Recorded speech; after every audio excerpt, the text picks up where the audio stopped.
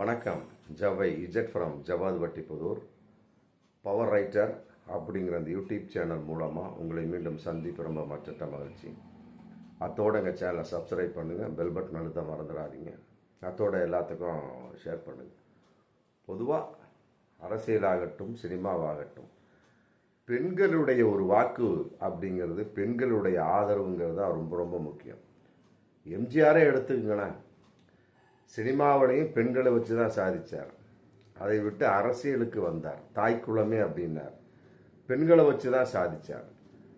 அப்படிங்கிறப்ப பெண்கள் அப்படிங்கிற அந்த இனத்தினுடைய அந்த வாக்கு சதவீதம் என்பது ரொம்ப ரொம்ப அரசியல் ஈடுபடக்கூடியவர்களுக்கு, சினிமாவில் ஈடுபடக்கூடியவர்கள் ரொம்ப ரொம்ப முக்கியம்.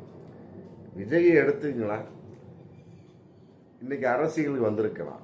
ஆனால் முதலில் சினிமாவில் இருக்கக்கூடிய சமயத்தில் அதில் மிக பிரபலமாக அவருக்கு கை தூக்கி விட்டது என்னவோ பெண்களுடைய ஒரு வாக்கு தான், பெண்களுடைய ஆதரவு. அது இப்போ அரசியலில் கூட பார்க்கலாம். ஏகப்பட்ட கரூர் சம்பவம், சேலம், மற்றபடி புதுச்சேரி, மற்றபடி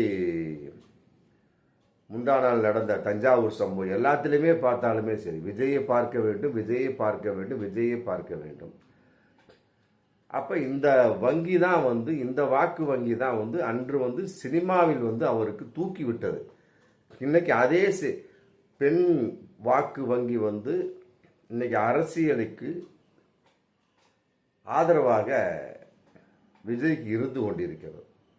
அதை கெடுத்து கொள்ளலாமா அப்படிங்கிற ஒரு தகவல் தான் இன்னைக்கு மிகப்பெரிய வைரலான விஷயமா, ஆராய்ச்சி பூர்வமாக போய்கொண்டிருக்கக்கூடிய ஒரு வைரலான ஒரு விஷயம். அதாவது எல்லாருக்கும் ஒரு அந்தரம் உண்டுங்க, எல்லாருக்கும் ஒரு அந்தரங்கம் உண்டு. அதனால தான் சொன்ன அந்தரங்கம் ஊமையானது, முடிஞ்சு போச்சு. அந்தரங்கத்தை பார்த்துக்கிட்டு இருந்தோம் அப்படின்னா மற்ற விஷயங்களை நாம் பயன்படுத்தி கொள்ள முடியாது. மற்ற விஷயங்களை நாம் பிறருக்கு ஒரு தகவலாக, ஒரு உதாரணமாக கொள்ள முடியாது. அப்படி இருக்கக்கூடிய சமயத்தில் அந்தரங்கம் அப்படிங்கிறது அரசியல் உள்ளவர்களுக்கும் சரி, சினிமாவில் உள்ள இன்னைக்கும் உண்டு, என்னைக்குமே உண்டு. ஜெயலலிதா அம்மையாருக்கு அந்தரங்கம் இருந்தது, எம்ஜிஆருக்கு அந்தரங்கம் இருந்துச்சு, கருணாநிதி ஐயாவுக்கு அந்தரங்கம் உண்டு. அந்தரங்கம் இல்லாத ஒரு விஷயம் அப்படின்னா இன்னைக்கு எடப்பாடி, அடுத்தது ஸ்டாலின், உதயநிதி சினிமாவில் நடித்தவர் தான். ஆமாம், அவர் நினச்சா இன்னைக்கு என்ன வேணாலும் பண்ணலாம்.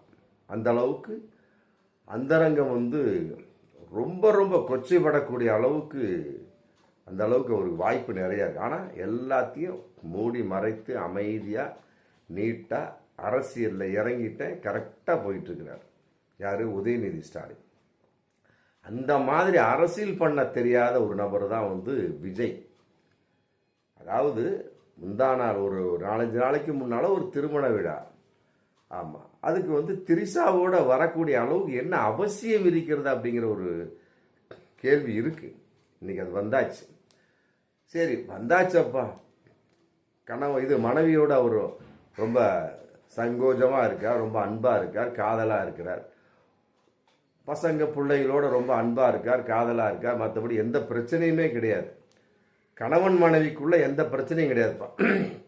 திரிசா அப்படிங்கிற ஒரு நடிகையோடு வந்தார் அப்படின்னா கூட பரவாயில்ல. கணவன் மனைவிக்குள்ள பிரச்சனை இல்லாமல் இருந்து திரிசாவோடு வந்தார்னா பரவாயில்ல. ஆனால் போன வாரம் தான் அந்த அம்மா போட்டாங்க, சங்கீதா, செங்கல்பட்டு கோர்ட்டில் விவாகரத்து வழக்கு. என்னாச்சு? இப்போ ஊரே கம்ப்ளீட்டாக தெரிஞ்சு போச்சு. விஜயினுடைய அந்தரங்கம் என்ன? முடிஞ்சு போச்சு. இன்னைக்கு வரைக்கும் அவர் ஊமையாக இருந்ததுக்கு என்ன காரணம்? பேச முடியாமல் இருந்ததுக்கு என்ன காரணம்? ஒவ்வொரு மனுஷனுக்கு பின்னாலேயும் ஒரு பெண் இருப்பாள் அப்படிங்கிறது நிதர்சனமான உண்மை. விஜய்க்கு பின்னால சங்கீதா அப்படிங்கிற ஒரு பெண் அவர் மனைவியாக இருந்தார். இன்னைக்கு வரைக்கும் அவருக்கும் விஜய்க்கும் சங்கீதாவுக்கும் எந்த ஒரு சரிசமமான, ஒரு சங்கோஜமான, ஒரு அந்தரங்கமான ஒரு தொடர்பு இல்லை என்பதற்கு காரணம் அவர் முகமே காட்டி கொடுத்து விடும். தண்ணி அடித்தவனை பார்த்தீங்கன்னா கண்ணு காட்டிடும். மற்றபடி வேறு சில தவறான பழக்கங்கள் கொண்டவனை பார்த்தா உதடு காட்டிடும், பல்லு காட்டிடும். ஆனால் குடும்பம் சம்பந்தப்பட்ட ஒரு விஷயம், மனைவி சம்பந்தப்பட்ட ஒரு விஷயத்தில் ஒரு உருன்னு ஒரு மனோநிலை இருக்குதுன்னா முகம் ஃபுல்லாக காட்டி கொடுத்துரும். சில அதிகாரிகள்லாம் பார்த்தீங்கன்னா ஆஃபீஸுக்கு போய் காலையில் எரிஞ்சு விழுவாங்க. என்ன அப்படின்னா ராத்திரி புருஷனும் பொண்டாட்டிக்கு மிகப்பெரிய ஒரு தகராறு நடந்திருக்கும் இல்லையா. இவர் கூப்பிட்டுருப்பாரு, அந்த அம்மா வரமாட்டேன் அப்படின்னு இருப்பாங்க படுக்கைக்கு. இல்லை அந்த அம்மா கூப்பிட்டுருப்பாரு, இவர் வர முடியாத சூழலாக இருந்திருக்கும். இந்த மாதிரி பலவிதமான ஒரு பிரச்சனைகள் அடிப்படையில் தான். அப்போ அந்த முகத்தை பார்த்தாலே தெரிஞ்சு போயிடும் ஒரு மனுஷனுக்கு எந்த அளவுக்கு குடும்ப பிரச்சனை இருக்குன்னு. இப்போ விஜயினுடைய முகத்தை இந்த பிரச்சனையின் அடிப்படையில் ஒப்பிட்டு பாருங்க, கரெக்டாக துண்டா தெரிஞ்சிருக்கும், துண்டா தெரிஞ்சு போயிடும். அப்போ அவருக்கு குடும்ப பிரச்சனை ஏகப்பட்டது இருக்கு. சரி இருக்கட்டும்ங்க, அந்தரங்கம் ஊமையான யாருக்கு தான் இல்லை. பட் அது எந்த நேரத்தில் வெளிப்படுத்த வேண்டும் அப்படிங்கிற விஷயம் இருக்கு இல்லையா. இந்த 2026 சட்டமன்ற தேர்தலுக்கு உண்டான தேதி எந்த நேரத்திலும் அறிவிக்கப்படாது. தேர்தல் கமிஷன்லாம் வந்துட்டு போயிட்டாங்க, முடிஞ்சு போச்சு. நாளைக்கு நாளானைக்கு கூட தேர்தல் அறிவிக்கப்படலாம். அடுத்த மாதம் இந்நேரம் எல்லாமே சுத்தமாக முடிஞ்சு போயிருக்கும். அந்த அளவு இருக்கக்கூடிய சமயத்தில் சினிமாவில் இருந்தால் மட்டும் போதும். சினிமாவில் இருந்தப்பா விட்டுரு, முடிஞ்சு போச்சு. யாரும் கண்டுக்க மாட்டாங்க. எப்போ சினிமா நடிகன் அவ்வளோதான்ப்பா, சினிமா நடிகையும் அவ்வளோதான். ஆமாம், இதெல்லாம் கசமுசா வாழ்க்கை, ஜிகனா வாழ்க்கை, அது அப்படி தான் இருக்கும். ஏன்னா இன்னும் சொல்ல போனால் பலவிதமான நடிகைகள் என்னென்ன செய்கிறாள் அப்படிங்கிறத ஹேமா கமிஷன் மற்றபடி இங்கே மீட்டுங்கிறதுல கிழின்னு கிழிஞ்சுது. பல நடிகர்கள் என்ன செய்தார்கள், கிழின்னு கிழிஞ்சு. அப்படிங்கிறப்ப நடிகன்னா அப்படித்தான், சினிமா நடிகையும் அவ்வளோதான், முடிஞ்சு போச்சு. ஆனால் நீ அரசியலோடு தொடர்பு கொண்டிருக்கிறாய் அப்படிங்கிறத விஜய் மறந்து விட்டார். நல்லா புரிஞ்சுக்கணும். சங்கீதா மேட்ரு இல்லாமல் இருந்திருந்தா, விவாகரத்து அந்த அம்மா போடாமல் இருந்திருந்தா ஓகே, திரிசாவோட நீ ஊரெல்லாம் சுற்றலாம், பிரச்சனையே கிடையாது. என்னப்பா அது விடுப்பா, அது நடிகை அப்படித்தான் இருப்பாங்க. பட் அவர் மனைவி இருக்கிறாங்க, மகன் இருக்கிறாங்க, மகள் இருக்கிறாங்க, எல்லாம் ஜாலியாக சந்தோஷமாக இருக்காங்கப்பா, அது அப்படியே போவாங்கப்பா அப்படின்னு மக்களே சொல்லுவாங்க. ஆம்பளை அப்படித்தாப்பா அப்படின்னு ஒரு பொம்பளையே சொல்லுவாள். இப்போ சொல்ல மாட்டான். ஏன்னு கேட்டால் சங்கீதா எல்லா உண்மையும் உடைத்து விட்டார் கம்ப்ளீட். ஆமாம், 3 எழுத்து நடிகையோடு அவருக்கு தொடர்பு இருக்கிறது, முடிந்தால் நான் வெளிப்படுத்துவேன்னு சொல்லிட்டார். கரெக்டாக சொல்லி 4 நாள் 5 நாள்லேயே திரிசாவோட அவர் ஒரு கல்யாணத்தில் கலந்துக்கிறார். இது உண்மையிலே அரசியல் ஒரு முக்கியத்துவம் வாய்ந்த ஒரு நிகழ்வு. அதே நேரத்தில் அரசியல் செய்ய தெரியாதவர் அப்படிங்கிறது கம்ப்ளீட்டாக தெரிஞ்சு போச்சு. அரசியல் செய்ய தெரியணும். உனக்கு பின்னால் ஏகப்பட்ட ரகசியம் இருக்கட்டும்ங்க. 2026 இந்த சட்டமன்ற தேர்தல் எந்த நேரத்தில் தேதி அறிவிச்சிருவான். நீ அரசியலில் ஒரு முக்கியமான தலைவனாக இருக்கக்கூடிய சமயத்தை இந்த மாதிரி செய்யலாமா? பெண்கள் வாக்கு என்ன, பெண்கள் வாக்கு வங்கி என்ன ஆகுது? பொம்பளை எப்படி ஓட்டு போடுவாங்க யோசிக்கணுமா இல்லையா? அண்ணா அண்ணா அண்ணான்னு சொல்லி போட்டு கரூர்லேயும் ஏகப்பட்ட பெண்கள் மடிந்தார்கள். புதுச்சேரியில் ஏகப்பட்ட பெண்களுக்கு சித்திரவதைகள். இப்போ தஞ்சாவூரில் ஏகப்பட்ட பெண்களுக்கு விரட்டி அடிச்சிட்டாங்க. அந்த அளவுக்கு விரண்டு ஓடக்கூடிய ஒரு எல்லாமே விஜய் அண்ணாவை பார்க்கணும், விஜய் அண்ணாவை பார்க்கணும். இப்போ எப்படி அந்த விஜய் அண்ணாங்கிற வார்த்தை வரும்? இப்போ பல பெண்கள் தெரிஞ்சிருப்பாங்க. எப்பா விஜயை பொறுத்த வரைக்கும் அண்ணா அண்ணான்னு சொல்லிக்கிட்டு இருந்தோம், அதான் அவ்வளோதான், முடிஞ்சு போச்சு. மற்றபடி அந்த ஆள் பெண்கள் வகையில் சரியில்லைப்பா, மனைவி வகையில் தான் சரியில்லை அப்படின்னா மற்ற பெண்கள் வகையிலையாவது சரி இருக்கணும் இல்லையா? அதுவும் கிடையாது. மனைவி வகையில் சரிந்தால் போதுங்க. மற்ற எப்படிப்பட்ட பெண்கள் வகையிலையும் ஒரு ஆண் தவறு செய்தாலும் ஒரு பெண் ஒப்புக்கொள்வார். அவளே சொல்லுவாள், அவன் ஆம்பளடா, அவன் ஆம்பளை, அப்படித்தான் இருப்பான் அப்படி அவளே சொல்லுவான். ஆனால் இன்னைக்கு அப்படி இல்லை, மனைவி வகையிலே அவுட்டு. என்னாச்சு? இப்போ அதுக்கு தகுந்த மாதிரி திரிசாவோட நீ ஜாலியாக வந்துட்ட, முடிஞ்சு போச்சு. என்னாச்சு? இன்னைக்கு பெண்கள் வங்கி யோசிக்குது. அரசியலில் உனக்கு டச்சிங் இல்லாமல் இருந்து சினிமாவில் மட்டும் ஒரு டச்சிங் இருந்துருச்சுன்னா எந்த பெண்ணு எந்த ஒரு பெண்களும் எதை பற்றி மூச்சு விடவே மாட்டாங்க. இந்த சங்கீதாவை பற்றி ஆபாசமான பதிவில் போட்டுட்ருக்காங்க உங்களுடைய தொண்டர்கள். அதுக்கு ஜனநாயக மாதர் சங்கமே மிகப்பெரிய அறிக்கை விட்டு எதிர்ப்பு தெரிவிச்சிருக்காங்க, கண்டனம் தெரிவிச்சிருக்காங்க. சரிப்பா, இனிமேல் போடக்கூடாது அப்படிங்கிற ஒரு அறிக்கை தான் விஜய்கிட்ட இருந்து ஒன்றுமே கிடையாது. ஜனநாயக மாதர் சங்கம் தான் கத்திட்டு இருக்காங்க. ஆமாம், அந்த அம்மா தனிப்பட்ட அவங்களுடைய வாழ்க்கையில் அவங்க விவாகரத்து கேட்டிருக்காங்க. அது சம்பந்தமாக விஜயும் சங்கீதாவும் பார்த்து கொள்ளக்கூடிய சூழல். மற்றபடி ஒரு தனிப்பட்ட ஒரு பெண்ணுடைய ஆபாச தாக்குதல் கூடாது, இது ஏன் விஜய் கண்டிக்கவில்லைன்னு சொல்லிட்டு அந்த அம்மா விஜய் ஜனநாயக மாதர் சொல்லிட்டு தான் இருக்காங்க. ஒரு வார்த்தை கூட விஜய் வாயிலிருந்து வரவே இல்லை. அப்படிங்கிறப்ப இருக்கக்கூடிய பெண்கள் என்ன நினைப்பாங்க, தமிழக பெண்கள் என்ன நினைப்பாங்க, குறிப்பாக குடும்ப பெண்கள் என்ன நினைப்பாங்க?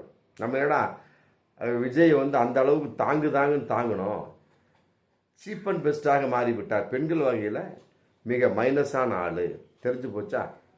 சரி, அப்படித்தான் முடியல. தேர்தலுக்கு பின்னாலே நீ வச்சுக்க உன்னுடைய போவோமா ஊர்கோலம், திரிசாவோடு போகக்கூடிய ஊர்வலத்தை தேர்தலுக்கு பின்னால வச்சுக்க. நம்ம சொல்ல அப்போ அரசியல் பண்ண தெரியவில்லை. ஒரே வார்த்தை முடிஞ்சு போய். கரூர் அந்த 41 பேர் இறந்ததுக்கு அரசியல் பண்ண தெரியல. இப்போ சேலத்தில் சூரஜ் இறந்தார், அதற்கும் அரசியல் பண்ண தெரியல. இந்த நேற்று தஞ்சாவூரில் ஒரு பையன் வினோத் அப்படிங்கிற பையன், மற்றபடி அருண் அப்படிங்கிற பையன் எல்லாமே சீரியஸாக இருந்துகிட்டு இருக்கிறாங்க. அதை வச்சு அரசியல் பண்ண தெரியல. நேரம் போய் பார்க்க வேண்டியதானே. சிரஞ்சீவி அப்படிங்கிற ஒரு நடிகர் கூட கட்சி ஆரம்பித்தார். உடனே தன்னுடைய தொண்டர்கள் அடிபட்டார்னு உடனே வீட்டுக்கு போய் ஆதரவு தெரிவித்தார். அதேமாதிரி விசிகே அன்பு தலைவன் திருமாவளவன் உடனே யாருப்பா அப்படின்னு உடனே அந்த பாதிக்கப்பட்ட வீட்டுக்கு போனார். முக ஸ்டாலின் போயிருக்காருங்க. முக ஸ்டாலின் போயிருக்கார், உதயநிதி ஸ்டாலின் போயிருக்கார், எடப்பாடி போயிருக்கிறார், எல்லாமே போயிருக்கிறாங்க. நீ ஏன் போகல அப்படிங்கிற கேள்வி இன்னைக்கு வந்தாச்சு. காரணம் என்ன? திரிசாவா? அதுக்கு திரிசாவா அப்படிங்கிற ரேஞ்சு தான். அப்படிங்கிறப்ப குடும்ப வாழ்க்கையிலே அவுட்டு, அரசியலே அவுட்டு. அப்படிங்கிறப்ப உனக்கு எதுக்கு கட்சி அப்படிங்கிற மிகப்பெரிய ஒரு கேள்வி வந்தாச்சு. கட்டாயமாக வரும் காலங்களில் மட்டுமல்ல, வர்ற தேர்தலே தெரிஞ்சு போயிடும் விஜயனுடைய நிலைமை என்ன அப்படிங்கிறது. துண்டா தெரிஞ்சு போயிடும். அவருக்கு அரசியல் பண்ண தெரியலைங்க. ஆமாம், எந்த நேரத்தில் எதை எவ்வாறு வெளிப்படுத்த வேண்டும், அதான் ஒரு அரசியல்வாதியினுடைய ரொம்ப நுட்பமான ஒரு அறிவு. சினிமா அப்படி கிடையாது. எந்த நேரத்தில் எதை எவ்வாறு வெளிப்படுத்த தவறிட்டுன்னு வைங்களேன், உடனே அதை கட் பண்ணி எடிட் பண்ணி டிசைன் பண்ணி டெவலப் பண்ணி போட்டுடலாம். முடிஞ்சு போச்சு. மக்கள் பார்த்துட்டு போயிட்டே இருப்பாங்க. அரசியல் நீ கரெக்ஷன் பண்ணவெல்லாம் முடியாது. இப்போ தெரிஞ்சு போச்சு.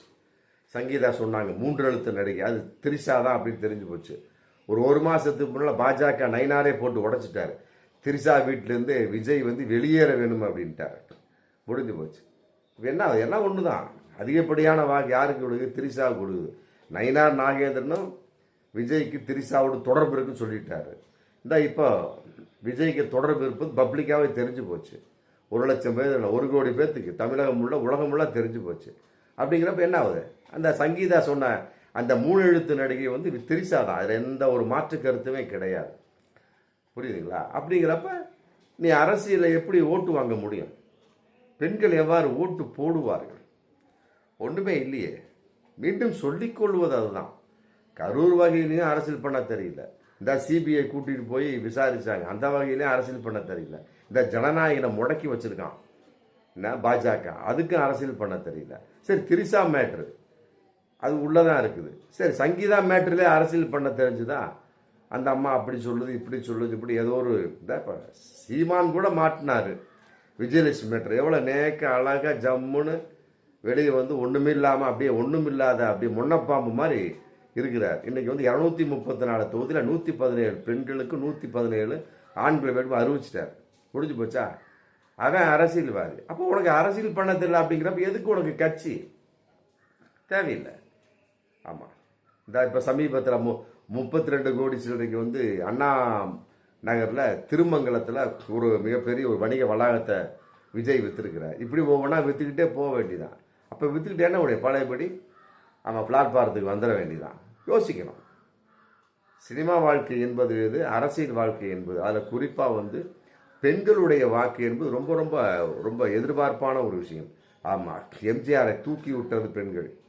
புரியுதுங்களா? கருணாநிதிக்கு அந்த அளவுக்கு பெண்களுடைய ஒரு விஷயம் ஒத்து வரல. மற்ற எல்லா வகையிலையுமே சினிமாவை பொறுத்தவரைக்கும் எல்லா வகையிலுமே பெண்களுடைய ஆதரவுங்கிறது ஒரு குறிப்பிட்ட ஒரு பப்ளிக்கான ஒரு ஃபிகருக்கு, ஒரு ஆணுக்கு தேவை.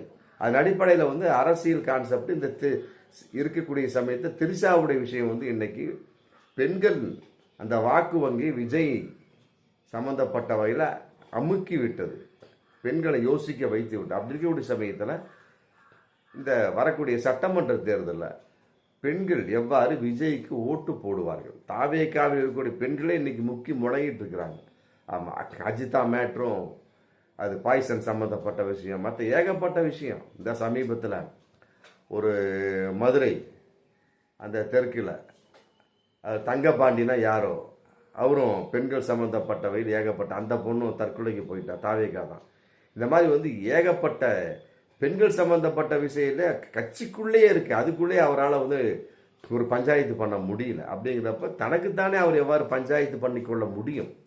அதனால வந்து அரசியல் பண்ண தெரியாத ஒரு நபர் எதற்கு அரசியலுக்கு வர வேண்டும்? இந்த மாதிரி ஆளுக்கு சும்மா ஏதோ ஒரு கூட்டத்தோட கும்பலை ஓட்ட குத்தி விட்டான்னு வைங்க, இந்த அரசு விஜயால வந்து எவ்வாறு தமிழகத்தை ஆள முடியும்? ஏற்றுக்கொள்ள முடியாது. அதனால வந்து அரசியலை விட்டு விலகக்கூடிய தருணம் இது விஜய்க்கு என்பதுதான் நாம் சொல்லக்கூடிய விஷயம். பார்ப்போம் மீண்டும் அடுத்த வீடியோ. நன்றி.